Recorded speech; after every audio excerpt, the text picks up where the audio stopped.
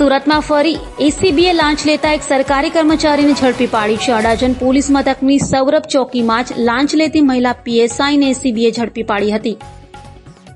સુરતમાં ફરી વારંવાર એસીબીમાં સરકારી કર્મચારીઓ લાંચ લેતા ઝડપાઈ જતા હોય છે, ત્યારે સુરતના અડાજણ પોલીસ મથકની મહિલા પીએસઆઈ નીલમ મારુ 5,000ની લાંચ લેતા એસીબીના હાથે ઝડપાઈ ગઈ હતી. દુકાનદાર વિરુદ્ધ પાર્કિંગની અરજી આવી હતી, જેને લઈને એફઆરઆઈ દાખલ નહીં કરવાના વેચપેટે 5,000 રૂપિયાની લાંચ માંગવામાં આવી હતી.